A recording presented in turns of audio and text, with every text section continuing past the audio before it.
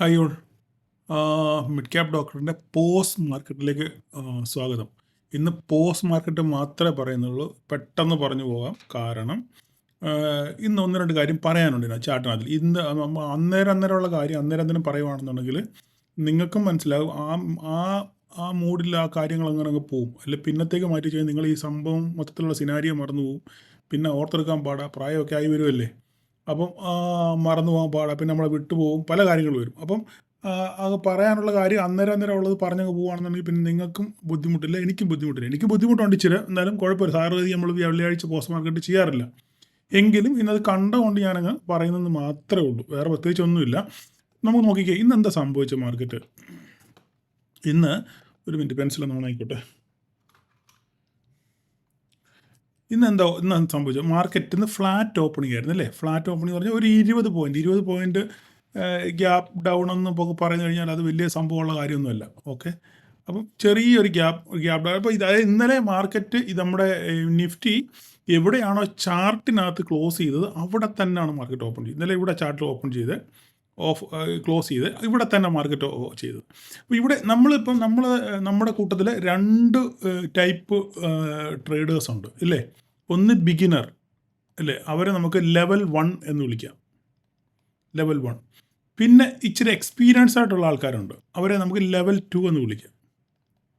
Okay, level 1, level 2. ഈ level 2 എന്ന് പറഞ്ഞാൽ ലിറ്റിൽ അഡ്വാൻസ്ഡ് ആണ്. അവർ കുറച്ച് റിസ്ക് എടുക്കാൻ തയ്യാറാണ്. പക്ഷേ അവർക്ക് റിസ്ക് എടുക്കുമ്പോൾ ഉള്ള റിസ്ക്കും വലുതാണ്, അവരുടെ റിവാർഡും വലുതായിരിക്കും. സേഫ് ട്രേഡേഴ്സ് എന്ന് പറയുന്നത് ലെവൽ 1 ആണ്. അവർ കൃത്യമായ എൻട്രി പോയിന്റ് കിട്ടുമ്പോൾ മാത്രമേ നമ്മൾ എൻട്രി എടുക്കാറുള്ളൂ. ഓക്കെ, ഇങ്ങനെ ഈ 2 കൂട്ടറാണ് നമ്മുടെ കൂട്ടത്തിലുള്ളത്. ഓക്കെ, നമ്മൾ ഇത് മനസ്സിൽ വെച്ചേക്കുക. ഞാൻ ഈ സംസാരിക്കുമ്പോൾ ഈ കാര്യങ്ങൾ നിങ്ങൾ മനസ്സിൽ വെച്ചേക്കുക. അപ്പോൾ ഇവിടെ നമ്മൾ നോക്കിക്കഴിഞ്ഞാൽ മാർക്കറ്റ് കുറച്ചൊന്ന് വലുതാക്കാം.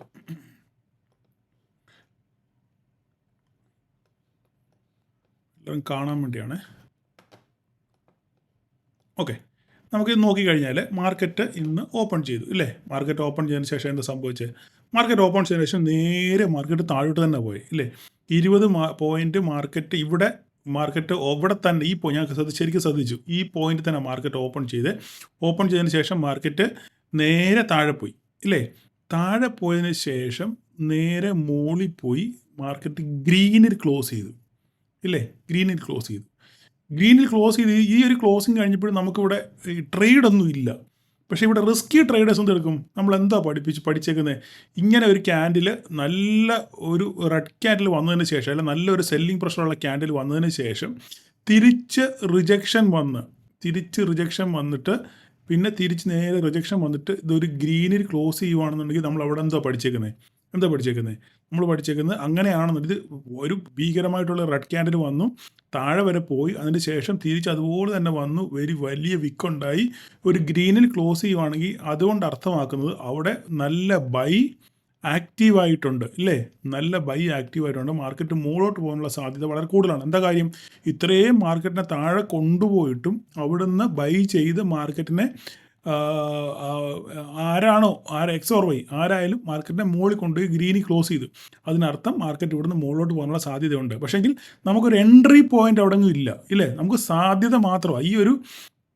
ഈ ഒരു ക്യാൻഡിൽ കണ്ടുകൊണ്ട് ഈ ക്യാൻഡിലിൻ്റെ ബേസിൽ നമ്മളൊരു സാധ്യത പരീക്ഷിക്കുക ഇല്ലേ. സാധ്യത പരീക്ഷിക്കുമ്പോൾ നമ്മൾ എന്തോ ചെയ്യുന്നത്? നമ്മുടെ SL ഈ വിക്കായിരിക്കും ഇല്ലേ. അപ്പം ഇത് റിസ്കി ട്രേഡേഴ്സ്, ലെവൽ 2 ട്രേഡേഴ്സാണ് ഇവിടെ റിസ്ക് എടുത്തിട്ട് ഇത് SL ആയിരിക്കും. അവർക്ക് ചിലപ്പോൾ ഒരു 10, 20, 25 പോയിൻ്റൊക്കെ ചിലപ്പോൾ ഇവിടെ SL കാണും. 20 പോയിൻറ്റിന് മേളിലൊക്കെ എന്തായാലും SL കാണും ഇവിടെ ഇല്ലേ. അവരെ റിസ്ക് എടുക്കാൻ തയ്യാറാണ്. കാരണം എന്താ? അവരുടെ കൺവിക്ഷനാണ്. Your conviction is your trade എന്ന് ഞാൻ എപ്പോഴും പറയാറില്ലേ. ഓക്കെ, എന്ന് പറഞ്ഞ പോലെ നമ്മുടെ കൺവിക്ഷനാണ്. അടിച്ചാൽ നമുക്ക് ഇതിൻ്റെ താഴെ പോയി ക്ലോസ് ചെയ്യുവാണെങ്കിൽ SL കൊടുക്കണം. ഓക്കെ, ബട്ട് നമുക്ക് കിട്ടുവാണെങ്കിൽ വലിയൊരു റിവാർഡ് നമുക്കിവിടെ കിട്ടാനുള്ള സാധ്യതയുണ്ട്. അങ്ങനെയാണ് അവർ ഇവിടെ ട്രേഡ് എടുത്തു. അപ്പോൾ ഈ മാർക്കറ്റ് ക്ലോസ് ചെയ്തതിന് ശേഷം അടുത്ത ക്യാൻഡിൽ അവർ ഒരു ട്രേഡ് എടുത്തു. ഇവിടെ ഈ റെഡ് ക്യാൻഡിലൂടെ എവിടെയെങ്കിലും.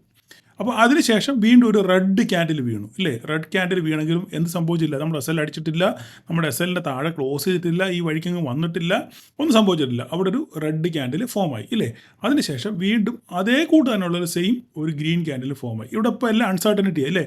ഇപ്പോൾ ഒരു ബിഗിനറാണെന്ന് ലെവൽ 1 ആൾക്കാരാണെങ്കിൽ ഇവിടെ കംപ്ലീറ്റ് കൺഫ്യൂഷൻ ആയിരിക്കും. വിൽക്കുന്നു വാങ്ങുന്നു എന്ത് ചെയ്യുന്ന തരത്തിൽ അങ്ങോട്ടും ഇങ്ങോട്ടും പരക്കം പായുന്നു, ടെൻഷൻ ആവുന്നു, വെള്ളം കുടിക്കുന്നു, അങ്ങനെ പല കാര്യം സംഭവിക്കും. പക്ഷേ ഈ ഒരു ലെവൽ 2 ട്രേഡ് ആണെന്നുണ്ടെങ്കിൽ അവൻ അനങ്ങാതെ തന്നെ ഇരിക്കും. എന്ത് സംഭവിച്ചാൽ അവൻ്റെ SL വിടുക. അവന് കൃത്യമായ എസ് എൽ ഉണ്ട്, എക്സിറ്റ് പ്ലാനും ഉണ്ട് ഇല്ലേ. അപ്പോൾ അവനത് വേണ്ടി വെയിറ്റ് ചെയ്യും. ഒന്നുകിൽ എസ് എൽ അടിക്കും, അല്ലെങ്കിൽ അവന് ടാർഗറ്റ് കിട്ടും. ഇതാണ് രണ്ട് കാര്യമാണ്. അവിടെ വേറെ ടെൻഷൻ്റെ കാര്യങ്ങളൊന്നുമില്ല. അങ്ങനെ എന്ത് ചെയ്തു, അവൻ നോക്കിയിരിക്കുന്നു. മാർക്കറ്റ് അതിന് ശേഷം അടുത്തൊരു ഗ്രീൻ ക്യാൻഡിൽ വീണു. ഇതിൻ്റെ മുകളിൽ നമ്മുടെ സപ്പോർട്ട്, നമ്മുടെ റേഞ്ചിൻ്റെ മുകളിൽ എന്ത് ചെയ്തു, മാർക്കറ്റ് ക്ലോസ് ചെയ്തു. കൃത്യമായിട്ട് മുകളിൽ പോയി 1, 2, 3 എത്ര ആയാലും അവനെടുത്ത റിസ്കിന് എത്ര റിവാർഡ് കിട്ടിയോ അതിൽ അവന് ഇറങ്ങുന്നു. അല്ലെങ്കിൽ നമ്മുടെ അടുത്ത ടാർഗറ്റ് ലൈൻ എന്ന് പറഞ്ഞ് ഇതാണ്, എവിടെ ഇറങ്ങുന്നു. അല്ലെങ്കിൽ ഇപ്പം നല്ല വൃത്തിയായിട്ട് ഇപ്പോൾ ഇവിടെ എൻട്രി എടുത്തവനാണെന്നുണ്ടെങ്കിൽ 1, 2, 3 നല്ല സുന്ദരമായിട്ട് 3 ക്യാൻഡിൽ കിട്ടി. ഇവിടുന്ന് ഏകദേശം ഒരു 80 പോയിൻ്റ് അവന് കിട്ടി. അവൻ്റെ 30 പോയിൻ്റ്, 35 പോയിൻ്റ് അല്ലെങ്കിൽ 40 പോയിൻ്റ് സ്ട്രൈക്കിൽ എസ് എൽ വെച്ചവന് അവൻ അവിടുന്ന് 80 പോയിൻ്റ് അല്ല, നമുക്ക് അളന്ന് നോക്കാം കറക്റ്റ് എത്ര ഉണ്ടെന്ന്.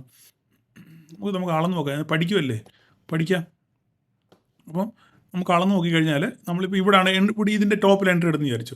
അങ്ങനെയാണ് നമ്മൾ അളന്ന് നോക്കിക്കഴിഞ്ഞാൽ എന്തുമാത്രം കിട്ടും.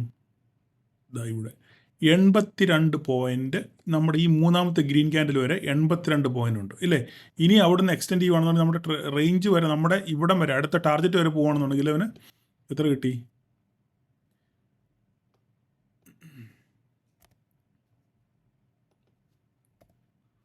അടുത്ത ടാർഗറ്റ് വരെ പോകുകയാണെന്നുണ്ടെങ്കിൽ ഇവിടുന്ന് 100 പോയിൻ്റ്.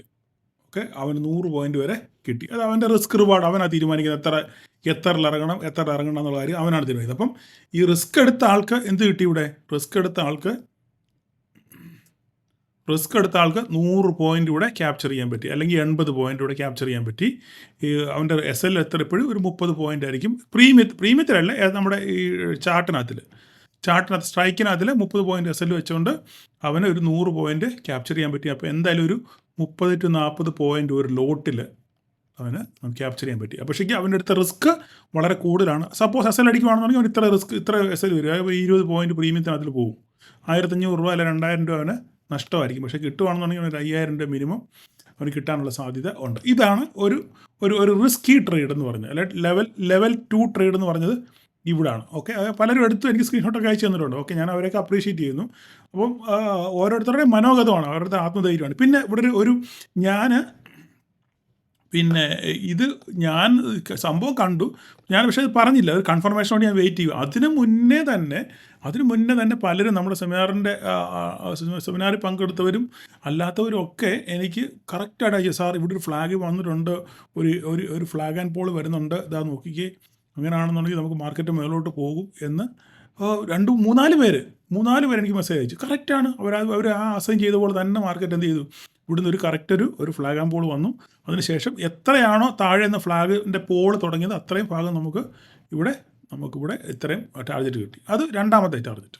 അല്ലെങ്കിൽ ഇപ്പോൾ ഇവിടെ എക്സിറ്റ് ആയവരാണ് ലെവൽ 2 ട്രേഡേഴ്സ് ആണെന്നുണ്ടെങ്കിൽ എന്ത് സംഭവിക്കും, ഇവിടെ എക്സിറ്റ് ആയവർ അവൻ ഇവിടെ ഈ ഫോർമേഷൻ കണ്ടതിന് ശേഷം എന്ത് സംഭവിക്കുന്നത്, അപ്പോൾ അവൻ നോക്കുമ്പോൾ കൊള്ളാം, ഇവിടെ ഒരു ഫ്ലാഗ് ആൻഡ് പോളാണ്, അങ്ങനെയാണെങ്കിൽ നമുക്ക് ഇവിടെ ഒരു എൻട്രി നോക്കാമെന്ന് പറഞ്ഞാൽ അവൻ എന്ത് ചെയ്യും, വീണ്ടും ഇവിടെ എൻട്രി കയറി അടുത്ത പോയിന്റ് ഒരു 2 ഇവിടെ പിന്നെ ഫസ്റ്റ് നമ്മുടെ ട്രേഡ് എന്ന് പറയുന്നത് ഒക്കെ ന്യായമായിട്ടുള്ളത് ബുക്ക് ചെയ്ത് ഇല്ലേ, ന്യായമായിട്ടുള്ള ഒരു റിസ്ക് റിവാർഡിനനുസരിച്ചുള്ള ട്രേഡ്. രണ്ടാമത് എടുക്കുമ്പോൾ ട്രേഡ് എന്ത് ചെയ്യും, ന്യായം അവിടെ കൃത്യമായിട്ട് പാലിക്കണം. ന്യായം അങ്ങോട്ട് ഇപ്പോൾ 1, 2, 3 ഇവിടെ 3 ക്യാൻഡിൽ കിട്ടി, 3-4 ക്യാൻഡിൽ കിട്ടി. നോക്കാം, ഇവിടെ കയറിയവർക്ക് ഒരു ക്യാൻഡിൽ കിട്ടി, ഇവിടെ ഒരു ക്യാൻഡിൽ ഏകദേശം 1, 2, 3 അല്ലെങ്കിൽ ഒരു 50 പോയിന്റ് വിചാരിച്ചു. ഇതൊക്കെ പറയാൻ എളുപ്പമാണ്, പക്ഷേ നമ്മൾ ഈ ലൈവ് മാർക്കറ്റിൽ വരുമ്പം ഇതൊക്കെ ശരിക്കും നമുക്ക് നമ്മുടെ മനസ്സിനെ സ്വാധീനിക്കുന്ന ഘടകങ്ങൾ പല കാര്യങ്ങളും ഉണ്ട്, അല്ലെങ്കിൽ നമ്മുടെ മെൻ്റൽ സ്റ്റെബിലിറ്റിയെ ബാധിക്കുന്ന പല കാര്യങ്ങളുണ്ട്. അതൊക്കെ നമ്മൾ ദിനം ഡെയിലി ട്രേഡ് ചെയ്ത് കണ്ട് പരിശീലിച്ച് മനസ്സിലാക്കി വരുമ്പോൾ നമുക്കതൊക്കെ തരണം ചെയ്യാൻ പറ്റും. അങ്ങനെ ഇന്ന് നല്ലപോലെ പ്രോഫിറ്റ് എടുത്ത ആൾക്കാർ ധാരാളം പേരുണ്ട്, അവരൊക്കെ എനിക്ക് സ്ക്രീൻഷോട്ട് അയച്ചിട്ടുണ്ട്. അപ്പം ഞാൻ പറഞ്ഞതിൻ്റെ താല്പര്യം എന്ന് പറഞ്ഞു കഴിഞ്ഞാൽ നമുക്ക് അടുത്ത ട്രേഡ് എത്രയാണെന്നുള്ള രണ്ടാമതൊരു ട്രേഡ് നമുക്കിവിടെ ഉണ്ടായിരുന്നു എന്നുള്ളതാണ്. ഇനി അപ്പോൾ ഇത് ലെവൽ 2 ട്രേഡേഴ്സിനുള്ള ട്രേഡായിരുന്നു രണ്ടാമത്തെ ട്രേഡ് ഇല്ലേ. അപ്പോൾ അതിനുശേഷം ഇനി മൂന്നാമതൊരു ട്രേഡ് ഞാൻ കൃത്യമായിട്ട് വരച്ച് ഗ്രൂപ്പിലിട്ടിരുന്നു. മൂന്നാമത്തെ ട്രേഡ് എന്തുവാണ്, നിങ്ങളുടെ ബിഗിനേഴ്സിന് വേണ്ടിയുള്ള എന്താണ് കറക്റ്റ് ഒരു നല്ലൊരു മർബോസ് ക്യാൻഡിൽ വന്നു ഇവിടെ അല്ലേ, ഒരു മർബോസ് ക്യാൻഡിൽ വന്ന് ക്ലോസ് ചെയ്തു. അതിനുശേഷം അത് ഈ നമ്മുടെ ലെവലിൻ്റെ മുകളിൽ ഒരു ഡോജി വന്ന് ഫോമായി. അപ്പോൾ തന്നെ ഈ ക്യാൻഡിലിൻ്റെ മുകളിലാണ് ക്ലോസിങ് വന്നിരിക്കുന്നത്. അപ്പം നമുക്ക് മനസ്സിലായി ഇവിടുന്ന് ഒരു ബുള്ളിഷ് മൊമെൻറ്റം ഉണ്ട് എന്ന് മനസ്സിലായി. നമുക്ക് കൃത്യമായിട്ട് സ്റ്റോപ്പ് ലോസ് ഇട്ട് നമുക്കൊരു ട്രേഡ് എടുക്കാം. അപ്പോൾ ആദ്യത്തെ വീണ്ടും നമ്മൾ വെയിറ്റ് ചെയ്ത് കൺഫർമേഷൻ വേണ്ടി വെയിറ്റ് ചെയ്ത് ബന്ധമാണ് എന്താ നോക്കിക്കേ, നമുക്കൊരു ഒരു ഒരു ഒരു 80% 75% ബോഡിയുള്ള ഒരു ക്യാൻഡിൽ നമുക്ക് ഇവിടെ കിട്ടി എൻട്രിക്ക് വേണ്ടി. അങ്ങനെ നമ്മളിവിടെ ഒരു എൻട്രി എടുത്ത് അടുത്ത ക്യാൻഡിൽ നമ്മൾ എൻട്രി എടുത്തു. നമ്മുടെ സ്റ്റോപ്പ് ലോസ് എവിടെ ആയിരിക്കും? ഈ പോയിന്റിന് തൊട്ട് താഴെ ഇല്ലേ. നമുക്ക് കാരണം വേറെ വിക്കൊന്നുമില്ല, ഈ വിക്കൊന്നും നമുക്ക് വെക്കാൻ പറ്റത്തില്ല. അപ്പോൾ തൊട്ട് താഴെ നമ്മൾ സ്റ്റോപ്പ് ലോസ് നമുക്ക് ഒരു സേഫ് ട്രേഡേഴ്സ് ഇവിടെ ട്രേഡ് എടുത്തു. കൃത്യമായിട്ട് ഇതാ ഈ പോയിന്റ് തന്നെ ഇവിടെ തന്നെ ഇറങ്ങാൻ വേണം. ഇത് സേഫ് ട്രേഡേഴ്സ് ആണെന്നുണ്ടെങ്കിൽ ഇവിടെ 20 പോയിന്റ് പ്രീമിയം കിട്ടിക്കഴിഞ്ഞു. 20 പോയിന്റ് പ്രീമിയം കിട്ടിക്കഴിഞ്ഞു ഇവിടെ. ഓക്കെ, ഇത്രയും ക്യാൻഡിൽ ഇപ്പോൾ ATM ആണെന്നുണ്ടെങ്കിൽ കൃത്യമായിട്ട് 20 പോയിന്റ് കൂടുതൽ കിട്ടിയിട്ടുണ്ട്. അല്ല ഇവിടെ വരെ അടുത്ത ഒരു ക്യാൻഡിലോട്ട് വെയിറ്റ് ചെയ്യുകയാണെന്നുണ്ടെങ്കിൽ ഒരു പോട്ടെ 15 to 25 പോയിന്റ് 15 to 25 പോയിന്റ് നിങ്ങൾക്ക് എന്തായാലും കിട്ടി. ഓക്കെ, സേഫ് ട്രേഡേഴ്സ് കഴിഞ്ഞു, അവൻ്റെ ട്രേഡ് കഴിഞ്ഞ് ഇറങ്ങി. ഇപ്പോൾ ഏകദേശം 15 മിനിറ്റ് കൊണ്ട് അവരുടെ ട്രേഡ് കഴിഞ്ഞു ഇല്ലേ. 15 മിനിറ്റ് കൊണ്ട് അവൻ്റെ ട്രേഡ്. അതിനുശേഷം മാർക്കറ്റ് എന്ത് ചെയ്തു? ഒരു കൺസോൾട്ടേഷൻ ആയിരുന്നു ഇല്ലേ. മാർക്കറ്റ് കൺസോൾട്ടേഷൻ ചെയ്ത് മാർക്കറ്റിന് പിന്നെ ഞാൻ പറഞ്ഞു എപ്പോഴപ്പം ഞാൻ ഇതിനകത്തൊരു വേറൊരു കാര്യം കൂടെ ഞാൻ കാണിക്കാം നിങ്ങളെ. വേറൊരു കാര്യം കൂടെ ഞാൻ പറഞ്ഞിരുന്നു. എന്താണ് ഞാൻ പറഞ്ഞു? മാർക്കറ്റ് ഒരു സെല്ലിംഗ് പ്രഷർ വരാൻ സാധ്യതയുണ്ട്.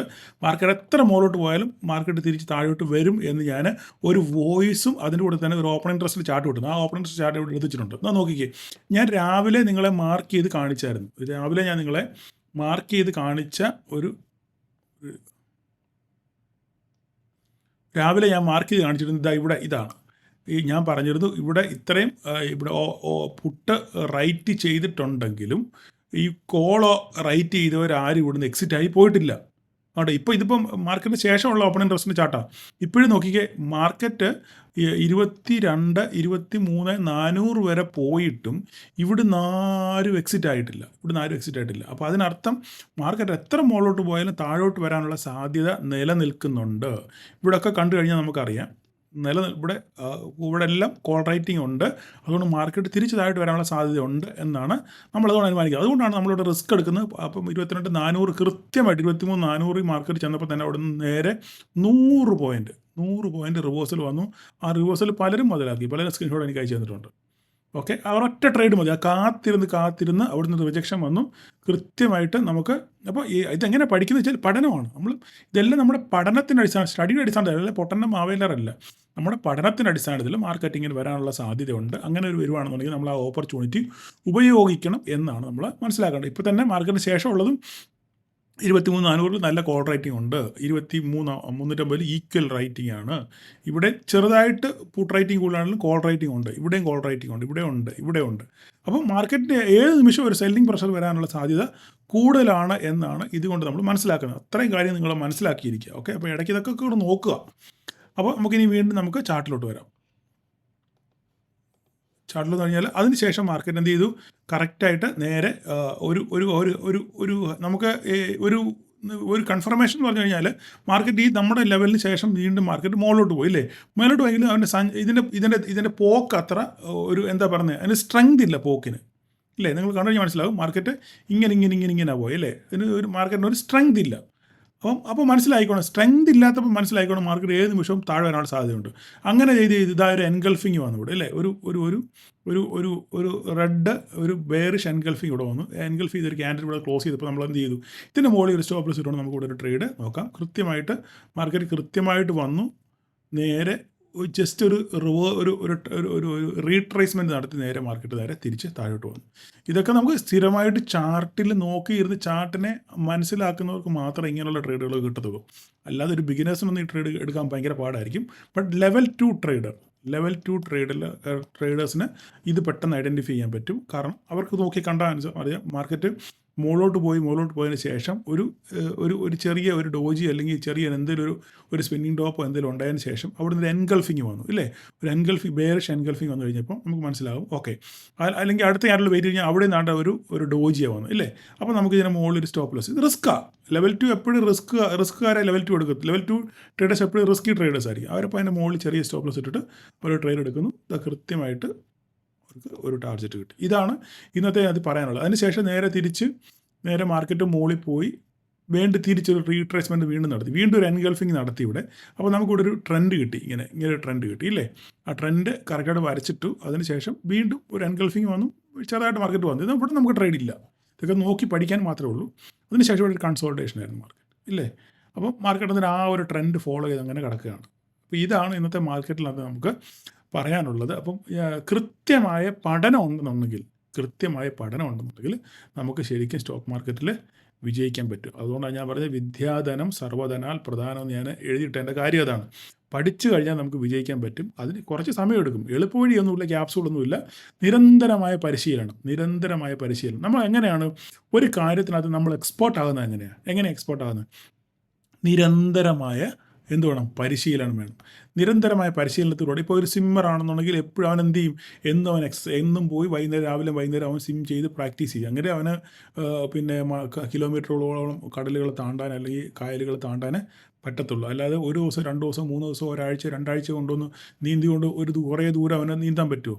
പറ്റത്തില്ല. അതുപോലെ ഒരു ആയുധം പരിശീലിക്കുന്നതിനാണെങ്കിലും ഒരു ദിവസം കൊണ്ടോ 2 മാസം കൊണ്ടോ ഒരു ആയുധം പെട്ടെന്ന് പരിശീലിക്കാൻ പറ്റുമോ? പറ്റത്തില്ല. അതിന് ചിലപ്പം മാസങ്ങളോളം അവൻ പരിശീലിക്കേണ്ടി വരും. അങ്ങനെ ഓരോരോ കാര്യം ജീവിതത്തിലായാലും എവിടെയായാലും എന്ത് കാര്യമാണെങ്കിലും നമ്മൾ നിരന്തരമായ കഠിന